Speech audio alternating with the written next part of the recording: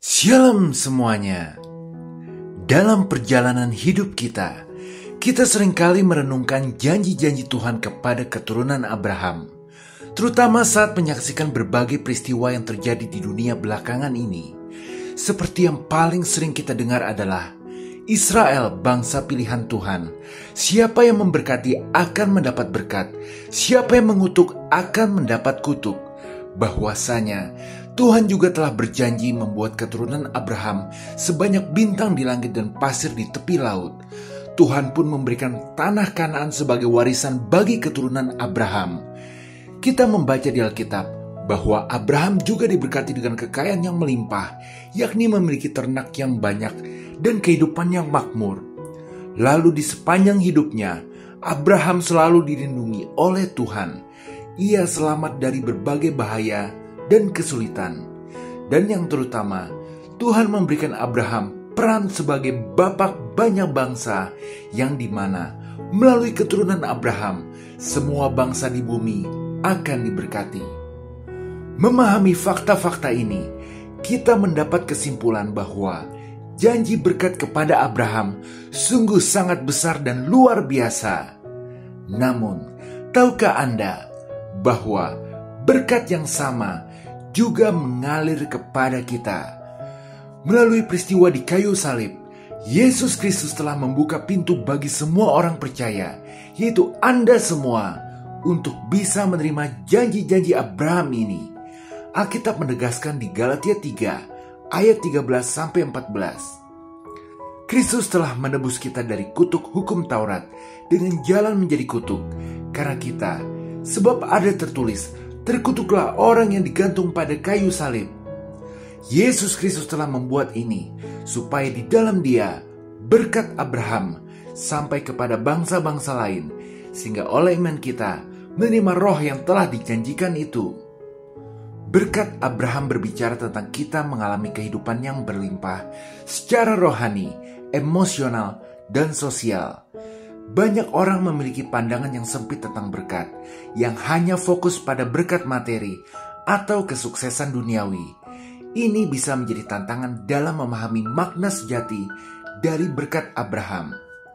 Jadi berkat Abraham itu bukan hanya tentang materi atau kekayaan duniawi, melainkan adalah tentang hubungan yang intim dengan Tuhan.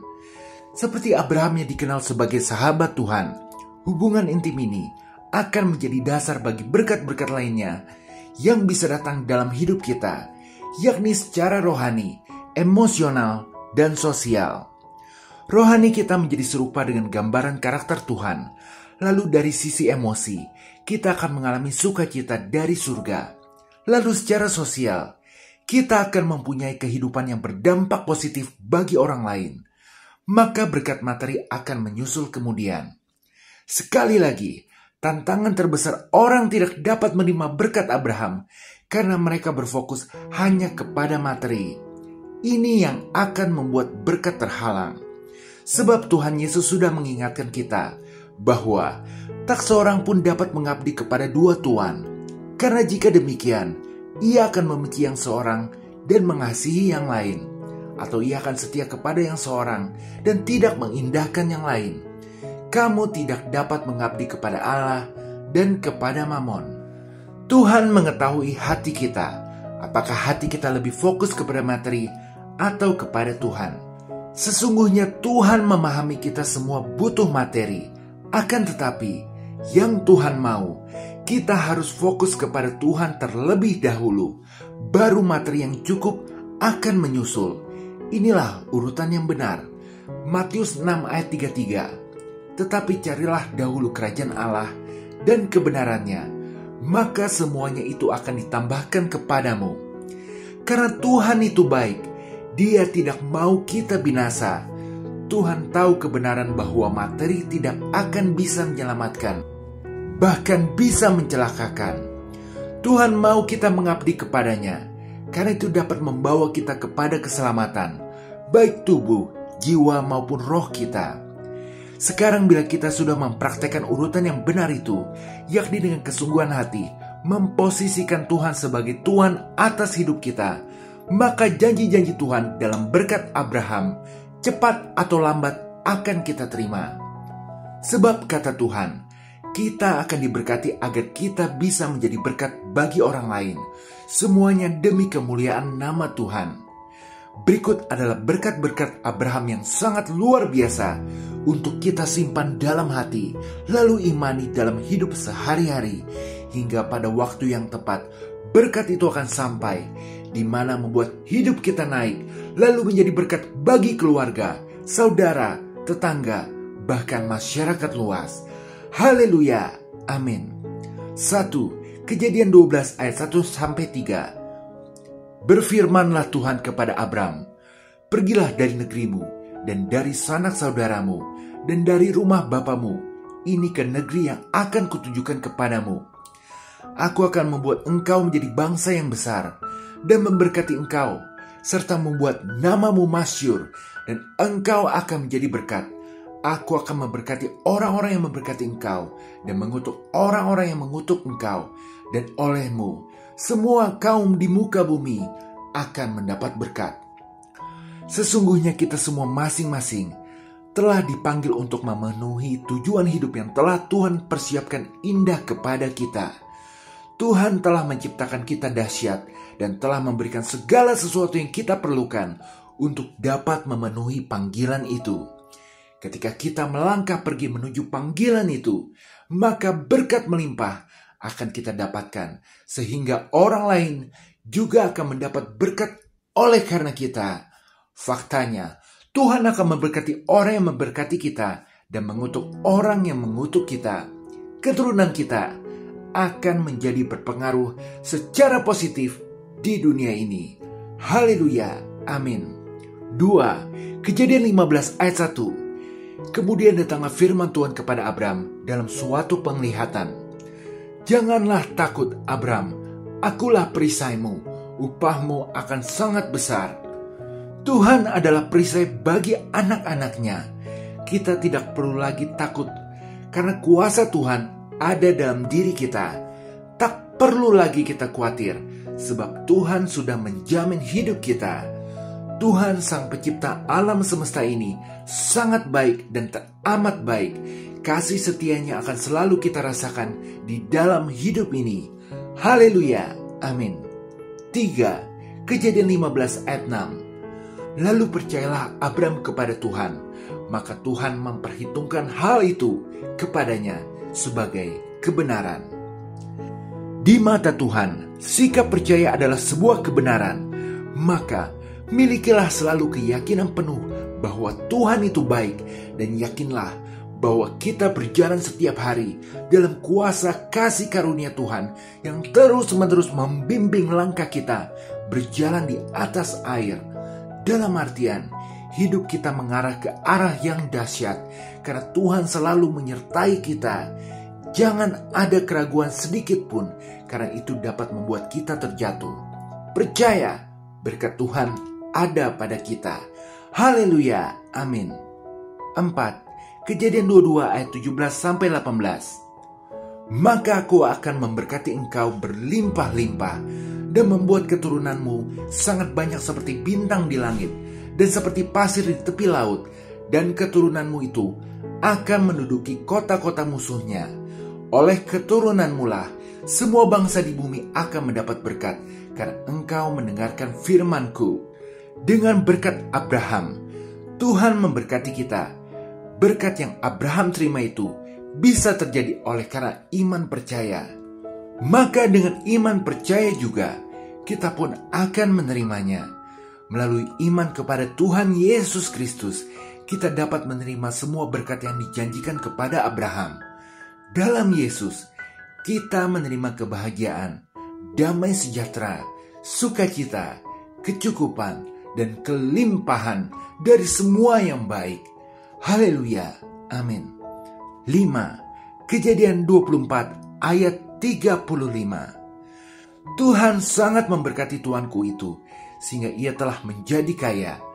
Tuhan telah memberikan kepadanya kambing, domba dan lembu sapi, emas dan perak, budak laki-laki dan perempuan, unta dan keledai.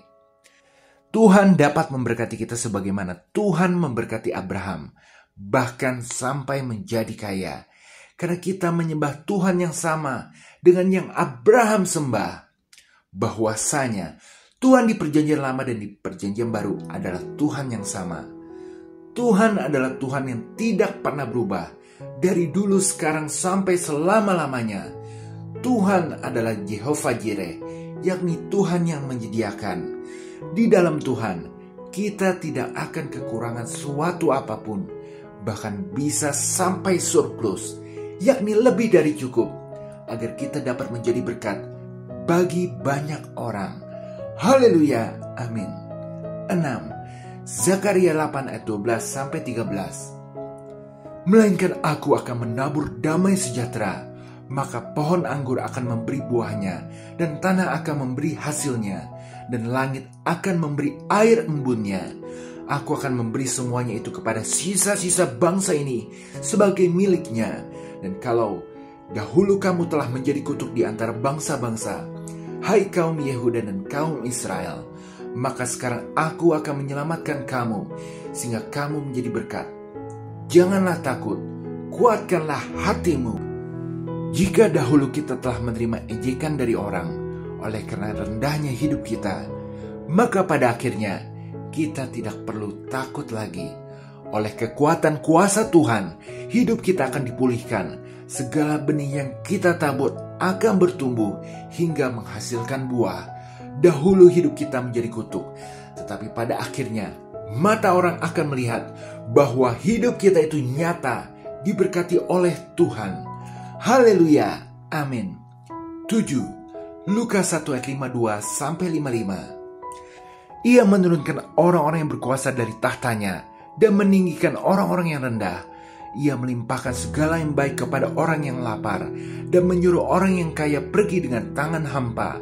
Ia menolong Israel, hambanya, karena ia mengingat rahmatnya, seperti yang dijanjikannya kepada nenek moyang kita, kepada Abraham dan keturunannya untuk selama-lamanya. Kerendahan hati adalah kunci yang harus kita pegang selalu, karena Tuhan berkenan kepada anak yang rendah hati. Rendah hati adalah sikap mengakui bahwa tanpa Tuhan kita tidak bisa apa-apa, bahwa jikalau kita berhasil pun itu karena Tuhan telah mengulurkan tangan untuk membantu kita.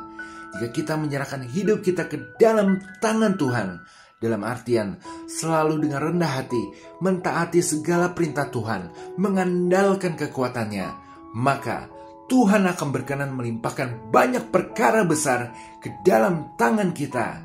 Haleluya, amin.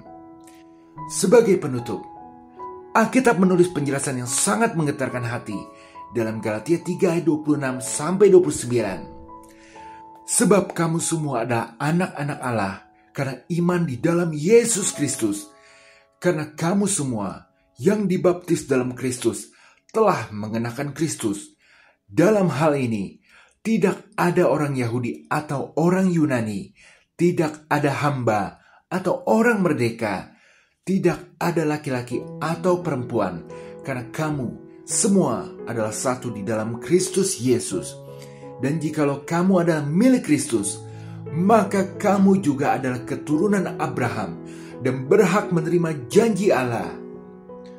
Maka untuk mengakhiri video ini, marilah kita bersama-sama mengucapkan doa ini. Ya Bapa kami di surga, kami bersyukur karena melalui iman kami kepada Tuhan Yesus, kami telah menjadi anak-anak-Mu yang sejati.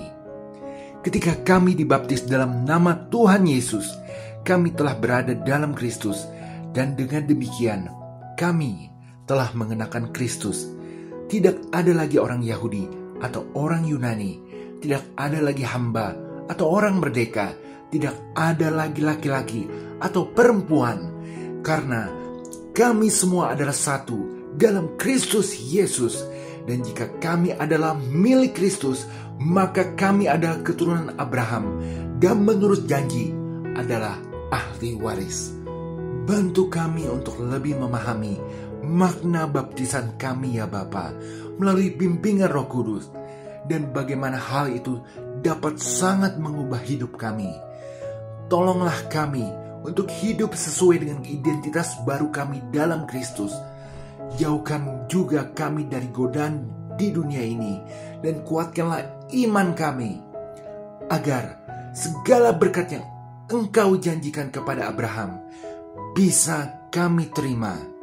Biarlah hidup kami bisa menjadi berkat dan dimampukan untuk selalu memuliakan nama-Mu.